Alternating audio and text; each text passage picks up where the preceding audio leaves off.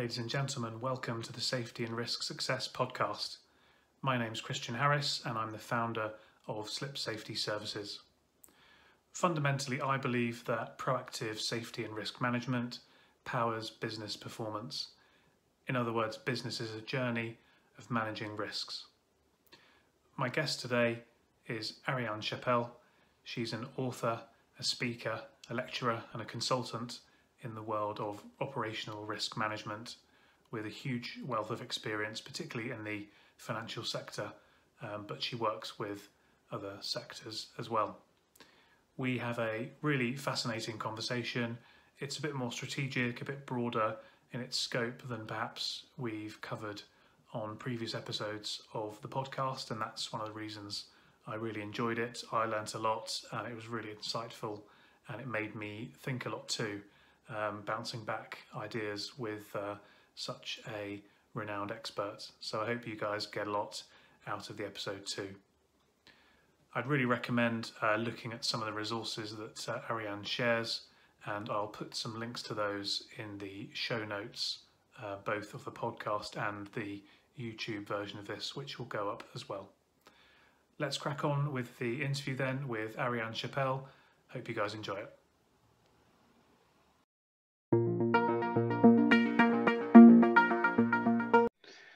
Ariane Chapelle, welcome to the show. Thank you. Thank you very much for having me. It's a pleasure. Fellow Londoner, albeit you've got a much more glamorous accent than me. Yeah, that's a Belgian accent. I'm not sure it's that glamorous, but yeah, French-speaking Belgian. French-speaking Belgian, yeah. I remember when I did languages at school and university, and I once was in Germany on an exchange, and I got chatting to someone in like a bar. Must have been about 16 or something, and he said to me, "Which village are you from?" I was like, "Oh wow, that's good. That's a good endorsement of my accent." Then I was like, "No, I'm not." I think that was the limit of my German. My French was better than my German, but I'm a bit out of practice on that. So we'll conduct this in English if that's okay. All right, sure, that's fine. So thanks for joining. I wanted to get you on because you're clearly a real expert in the field of risk management, and since you've written the book on it, how would you define operational risk management? There's a good question for you. No, that's all right. Look, I work mostly for the financial sector industry, so banks and insurance companies. And 20 years ago, when the regulators in banking decided to encourage, let's say, the banks by putting some regulations on it to manage operational risk, they came up with a term that meant neither credit risk or market risk, because a bank basically has financial risk under credit and market, and insurance companies, which is insurance risk. But operational risk is called operational risk only in the financial sector industry. All the other companies, and what I understand, most of the companies you're working with, they just call it risk management because most of their risks are health and safety, fraud, business disruptions, anything that happens that is not pure credit risk or market risk is called operational risk. So it's enterprise risk management usually, generally speaking. Yeah, some of the brokers talk about operational risk where they have, like Marsh, for example, who we work with, they have various parts of their business, as I'm sure you know very well. And so they have an operational risk sort of team that we work with as well. So yes, no, and Marsh again works with being a broker, works with insurance business a lot, and so this vocabulary is there now. Sometimes when we speak about operational risk, we think about the risk in operations, the risk of operating a business. There is a nuance, but without being too technical, basically that's what it means. Anything wrong that can happen, that's operational risk. Yeah, that's interesting. And how did you get involved in this field? Look, when I graduated several decades ago, let's not be more specific than that, shall we? My major was in control. I like control. I'm not an over-controlling person, I hope, though I like to be in control. And then I have a background in business and finance. And then I worked in credit risk and financial risk for a long time. And 20 years ago, when I was working at ING, I was in internal audit. So, talking about control, these new legislations came up, and I really insisted to get that job. I said to my bosses at the time, where like, I see I see what to do. I want this job. And I've always been very inspired. Called me a nerd or weirdo, I don't know. But I've been always very inspired by making things better, really, making things more efficient. And when I said, well, in this sort of job, you should hire a mother of four. You know, there's this sort of tentacular to do everything at once. Now, I'm not a mother of four, I'm a mother of three, but I tend to apply risk management at home as well, of course, trying to have eyes everywhere. Yes, absolutely, yeah. I think having two little boys, I know that feeling. You've got to have eyes in the back of your head, and that's only two of them. So, well, I hear having a third isn't as big a jump as going from one to two. But I won't venture to say.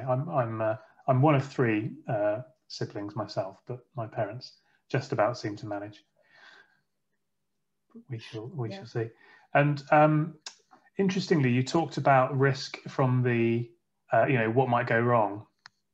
But I actually think it's interesting to think about the positive side of risk, and sometimes that doesn't get enough airtime. People think about risk as inherently bad, whereas actually, if you think about setting up a business or opening a new marketplace or launching a new product, that's fraught with risk, isn't it? So you've got to manage those positive risks as well.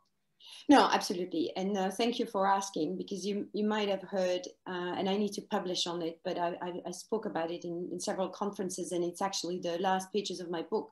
I try to push the concept of positive risk management. So using risk management or positioning risk management in the very well-known way of opportunities, but that's also recognizing the value of taking risks. And so pushing people or pushing also risk managers to go easy on the risk mitigation when not necessary, let's say. And part of my job, it's funny, part of my job is to tell the risk function not to overdo it. Yeah. And also learning from success. So yes, I said it's everything that can go wrong, but I'm talking about probably one of the reasons why I'm fascinated with that field is well, two reasons really. One, it's still new. So there's lots of things to do and create.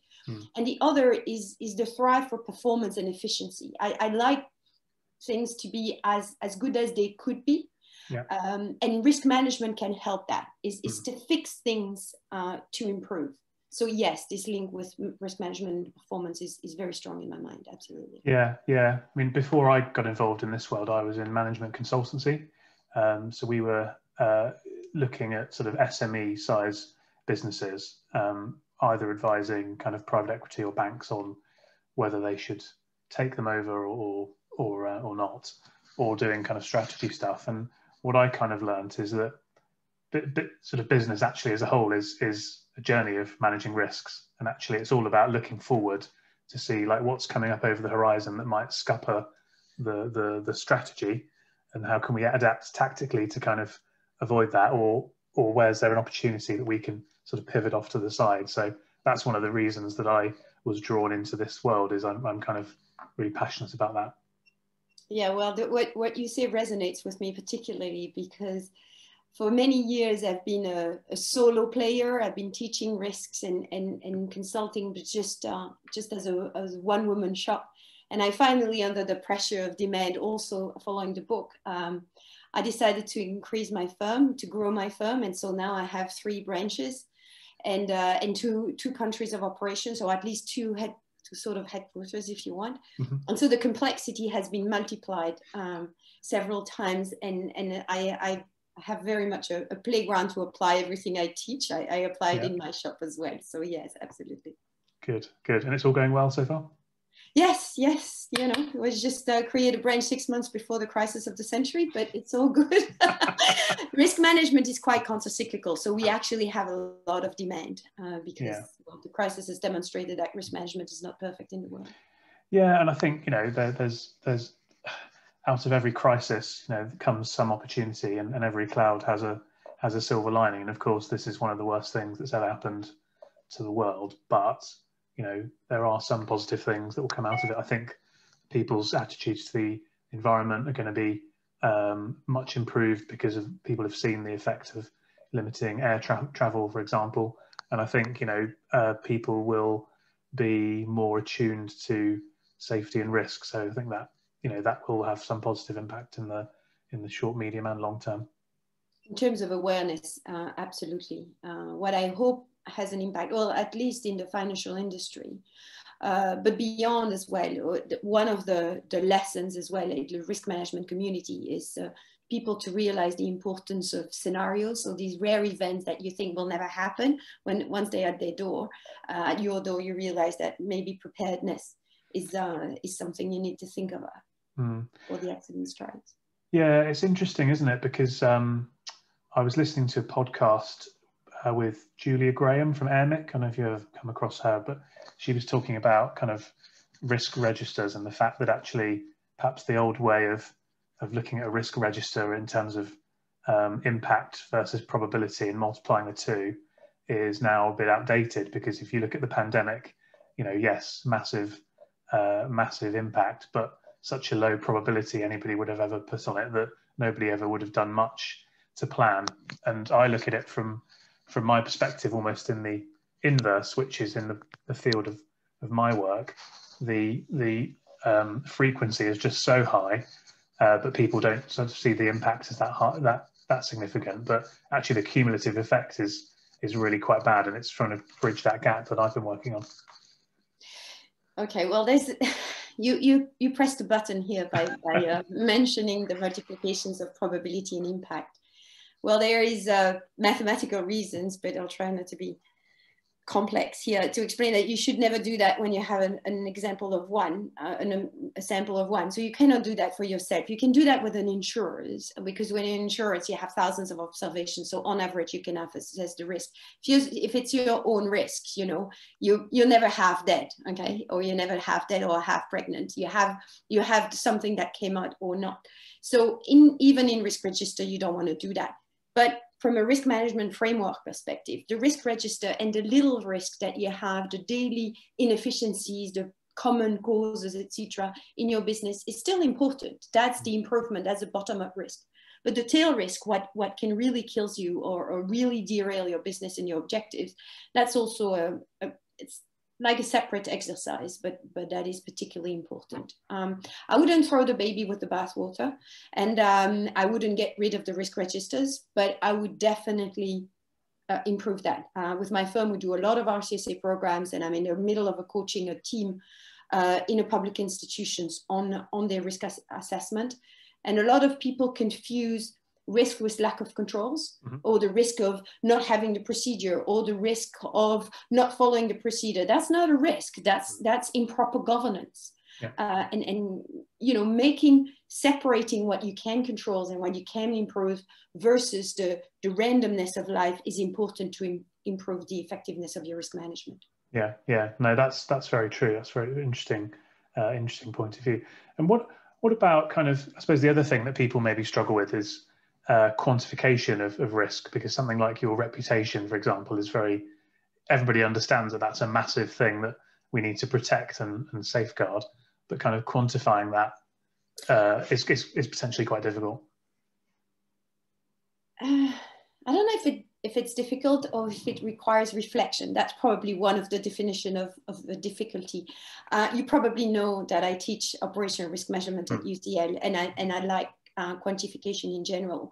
There's two ways I go about it when I need to quantify these sort of qualitative aspects, whether it's risk culture or reputation or something else. First of all is to define exactly what you mean by culture or what you mean by reputation. And the other aspect is to cut the elephant in bits. So to cut these mass of concept, of diverse concept into little things. And for reputation, for instance, and that's chapter 20, because you mentioned my book, I fragmented into reputation to whom and reputation about what. Okay, so what do you want to build your reputation about? Is it about competence? Is it about ethics? It's about quality of product? Is it fast, speed, reliability? What it is that you want to build your reputation and what is impactful for you? And to whom? Is it your client? Is it your regulator? Is it your competitors? Is it the job market to attract talent? And that's how I go about it, by fragmenting and defining. And then then you can measure it.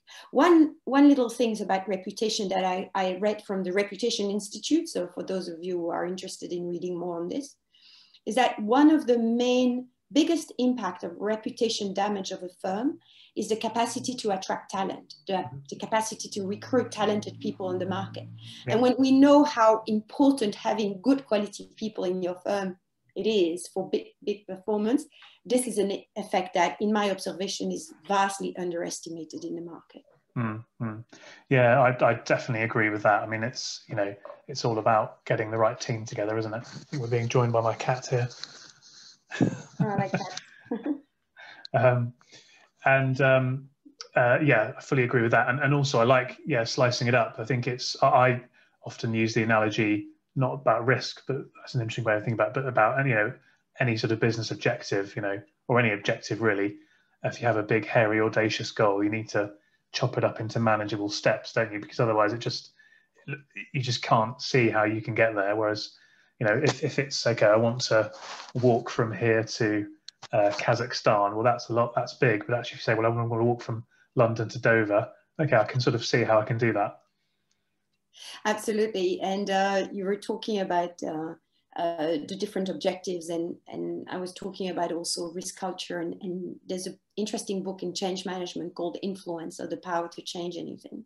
And it's the idea is you have to tell people what to do, not only what the objectives are.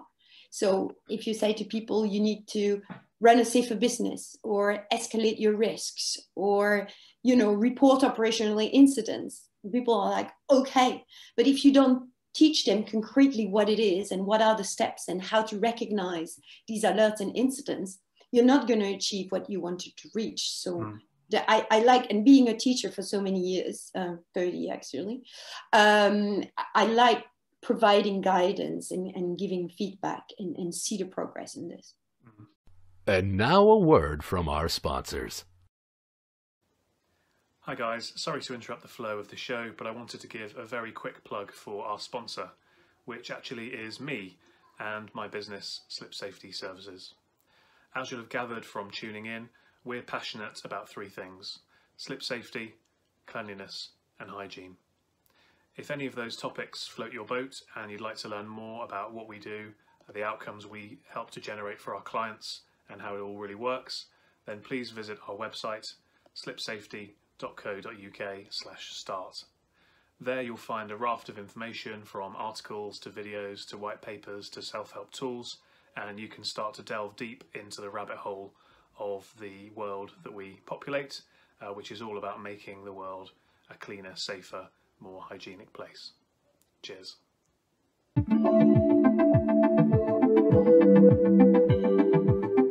Is there a particular kind of framework then that you, or sort of philosophies that you kind of like to recommend to people at a high level of how to approach managing their risk better? Well, in terms of standards out there, there's the typical rivalry between ISO and COSO. Mm-hmm. Personally, I like COSO Enterprise Risk Management, especially the revisions that they had in 2016 and published in 2017, which is literally positioning risk management around the strategy and objectives of the firm to improve performance. Mm-hmm. So I typically like also the IIA publications now on the 3 lines and the white paper. ISO is useful as an international standard. I think firms who pass ISO certifications give themselves a discipline, and it's a good incentives or structure to improve what you have. So I would look at market standards, absolutely. Yeah, no, that makes sense. And you talked about teaching. I mean, it's a really interesting split of your time, I suppose. And is that what you were most passionate about, or is that something that has kind of come because you just enjoy sharing and helping people? And to what extent does that help the commercial side of what you do? All right, so 2 questions I'll answer in order. I've always liked teaching. Actually, I remember when I started probably when I was 10, explaining math to my colleagues, to my friends at school. Yeah. And then I did that as a student to get pocket money. And then I was an assistant at university And I was full-time actually. There's been time in my life, and I'm going to spare you the detail of my career, but there was time in my life when I was 90% in academia and 10% in advisory and consulting. And now it's more the opposite. Mm-hmm. I don't know, but we'll see what the future holds. But I wouldn't exclude, let's say, in the years to come as well, to do more academic activities than I do now. It's basically every 10 years the proportion change. So it's very, on average, let's say it's 50-50. It's never 50-50, but anyway. And so that's this element. So I don't do it for a commercial perspective, but it does help me commercially for the executive training I do. So I teach a lot of banks, and of course, well, not of course, but when courses go well, usually they do, actually they always do.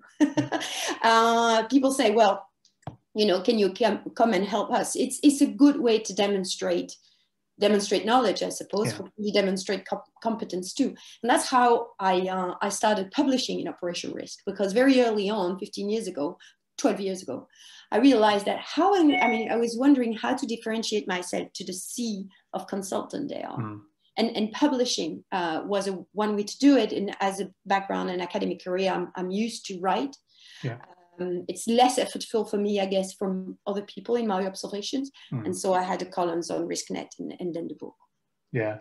And you've done a beautiful segue there, because my next question was going to be about publishing, because I think I fully agree. It's a good way of differentiating yourself, but I think it's also really helps to clarify your thinking about different topics as well, doesn't it? Going through that process of kind of writing.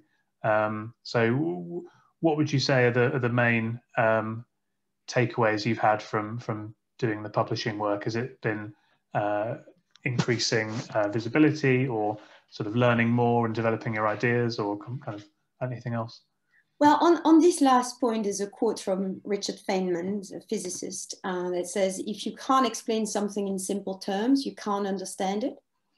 And so that goes very much around the lines that you're saying, that you need to have very clear thoughts to be able to explain it clearly. So this work of explanation comes from my early 20s. So I started being an assistant when I was still a student at university at age 21. So it's not quite 30 years, but nearly. And so I always made the effort to explain things and to clarify. And so I tend to write as I speak. Well, not exactly, but quite like that. And with my PhD and everything I had in academic life, I had to write a lot. So that grew with me for a decade. In terms of from a career perspective, it was immensely useful, because, and I remember the first article I wrote was Rogue Trading, No Training, the Connection. It was after Jérôme Kerviel. And my point was, if you don't train people to understand what the controls are, or what a real transaction is, basically all your controls are not effective. And this rogue trading we've seen when Société Générale lost 5 billion can boil down to this point, and I'll spare you the detail of it. And I sent it to RiskNet, which I knew no one there. And within 3 hours, Alec Campbell, at the time, was still a general editor there, wrote to me and said, your paper is accepted. I was like, oh, miracle. And then I published with them regularly, and then they offered me a column, and I wrote a column for a few years. And then people insisted that I wrote a book to support my courses, because I was saying so much. I tend to talk a lot, as you can see, and I teach and talk, and they didn't have a written version of it. And so I finally took the time to basically type everything I usually say in my training, and that was this book. Yeah. If you're a fan of writing as you speak, there's a few different kind of apps that you can use. So I use one called Otter, and it basically is a dictaphone that then transcribes. So a lot of the articles and white papers and things that I do, I actually go for a walk around the neighborhood with my sort of plan of, you know, this is the structure of what I want to say. And then I kind of just talk, because I feel as if it comes out more naturally, and in a as you said, an easier to understand, less complicated sort of form of English. And that works really well. It then just transcribes it for you, and then you sit down and edit it, and you can get stuff done quite quickly. So that might be worth a try. Oh, thank you. Yes, that's a wonderful takeaway. I think I'll keep that idea. Thank you. I Yeah, have never tried it, but I will definitely try it. I love it. I think you can, you can get a 2,000 word or 1,500 word article done a lot more quickly that way. You obviously still need to, know what you're going to say. So you sort of, you need to do a bit of planning first, but then we obviously talk a lot more quickly than we can type. So just getting that initial kind of first draft out on the page is quite good. And I always find, for me anyway, that talking stuff through, even if it's with myself, it gets your brain thinking, and it expands your ideas, and you take things a level further sometimes than you would just by sort of having your head down and writing. Oh, absolutely. You know, I might try that with my next blog. Again, it's in my head. It's not on paper. But then something I've discussed in audiences, and maybe they don't know it, is like, what's the unexpected similarity between effective risk management and Christmas? Oh, so, go on then. You know, or that Christmas is celebrated on Christmas from the old Saturnals of a feast, Roman feast. So we don't know when Jesus Christ was born. We know he's a historical figure. Now, whether he's God or human, it's a matter of faith. But we don't know when he was born. And in order to gain buy-in with the celebration of the birth of Jesus Christ, coincide that with the previous solar phase called the Saturn's celebrations, which finished on the 23rd, 24th of December. And that's where the date was, that's why the date was picked. And I use this analogy to explain to risk managers that in order to be effective in embedding risk management in the organization, you don't have to start with a new shiny framework that you plug on people. It's a lot more effective to use what they're doing anyway, and to gradually involve it and change it to what you want it to be. So the first Roman Catholic Church understood that very well, like risk managers should. Yeah, that's a very good analogy, and I suppose that brings up the point around kind of philosophies and cultures, and actually the soft skills, I suppose, of influence, rather than the rigid frameworks, which are useful, of course, particularly if you're teaching somebody, or if you want to, once you've nailed something, get it into a process and it can be repeated. But I guess, yeah, if you were coming in to a new client, it'd be to start with more about influencing their philosophy to get them moving in the right direction, I suppose. Yeah, no, absolutely. And I pinpoint one of the reasons for me to be so passionate about operational risk is because it's new and there's still lots to do. But another reason is absolutely this, is that technically it can be complicated or it can be serious, let's say. And when we talk about measurement and measurement of qualitative nature at first, and the number of understanding that it requires. But as something that is just as challenging as the quantitative part is the qualitative and the soft skills, and how you get risk management accepted in an organization, given the diverse background and the fact that every organization tends to believe that their activity is special and they're different than everyone else. Yeah. And even though there's lots of similarity, but taking into account this culture or this history and legacy in firms is particularly important. Yes. Yeah, I mean, it's interesting because the more we talk today, the more it just underscores my kind of view I've held for a long time, which is that risk management is business management. Basically, it's exactly the same kinds of things you'd be saying if you were a business consultant. Everyone thinks they're special, or if you were a sales consultant, everyone thinks they've got a special project or a special product. Sorry. That theirs is different in some way, but actually there's so many similarities in the world, and it's the philosophies that regulates success. There's a common saying in risk management that says good risk management is good management, and people pick on that, and then they relate that it's not something separate that you do on top of things and that ask you an additional workload. Is really part and parcels of everything you do. It's just a mindset and a way to approach things. Yeah.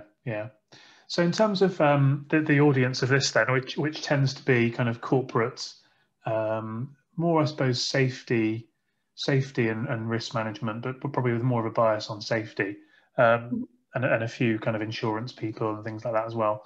I mean, what is there any kind of good resources that you could recommend, or would you recommend people go and visit your website or buy the book, or to sort of learn a bit more about the way you approach things and how you might be able to help them? Look, there's and I'll send you the link, but I'm quite proud of a course, an online course I built during lockdown. So the classic question, what did you do during lockdown? Well, we've redone our website, so that was a piece of work. So we have a new shiny website that will expand a lot in 2021. So there's a lot of resources there. But what else I've done is I've started something I wanted to do for a long time to improve my outreach, is an online school, so a platform. And one of the course there, and there will be many more, but it's called Essentials of Risk Management. And I've designed this course for anyone, anybody and everybody. It's basically, and my daughter, my adult daughter, reviewed it, and she's going to use it for charity organizations where she works with. I had in mind young entrepreneurs and everyone.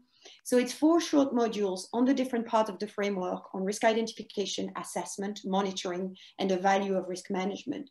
And there are questions and quiz and reflections. And I want people to, or I would like people to realize that risk management is not only a professional activity, but it's something that, every mother or 2 or 3, or every father of 2 or 3 or 1 or more, and whatever, we can do that in our private lives. And actually, if you allow me one more illustration, I asked my students, at the end of the course, also as a feedback for me and as a reflection opportunity for them, to write as part of their coursework, their takeaway of the course, what did they learn about the process of doing the course and risk management.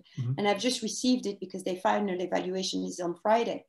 And one wrote to me, we realized that risk management is something we can use in our professional life, but we can use in our personal life as well in everything we do. And that's what I'd like to reach. So yes, this would be a course. But now in terms of resources, look, I've mentioned COSO and ISO. There's a website called Open Risk as well. Again, I can send you the links and you can post that as part of this video. But there's a lot of resources out there. There's a book called Risk Savvy at Penguin that is very good. Very good. The book Influencer is a book on change management that I think is very interesting. As well, not specific at all to the financial sector, but all sector, including safety. So, okay, fantastic. And lastly, then you mentioned that kind of risk management's a bit counter-cyclical. So, you meant that in terms of the economy, did you? So, in other words, in terms of downturns in the economy. Yes, that's the economist in me. Yes, something I did not mention is I have a background as an economist. But when I saw that already in the subprime, so I created my activity in 2006, and I've already noticed after the subprime recession, whatever you want to call it, there was an interest in risk management, and with COVID, even more so, because we are in the middle of an operational risk crisis. So everybody wants to talk about risk management. And a financial crisis to follow as well. Oh yes, and fiscal and governmental and social. I'm very, very pessimistic. But let's say that was my comment on LinkedIn this morning, because someone posted something and I said, well, if we can anticipate even being pessimistic, arguably overly pessimistic, or what's coming, you can prevent that's what's coming and be wrong in a sense. Just one more thing on this. In economy, you have the notion of self-fulfilling prophecy. So you think the market will go up, you buy a share, the market goes up, okay? Arguably in risk management is the opposite. You think it's going to go bad. You think, people will slip and fall and, hurt themselves. Then you prevent for it with whatever you do in anti-slippery stuff. And then people don't fall. Yeah. So risk management gets proven wrong when he's right. Yeah, that's interesting. And that's one of the things why you sometimes it's hard to sell, for want of a better term, risk management, because you're spending money and investing time in something that you're not going to see the benefit of directly, because it will stop something from happening. So it's always an interesting thing to try to get across to people, and that's why having the types of resources you mentioned is good, because it gets people thinking about it in a better way.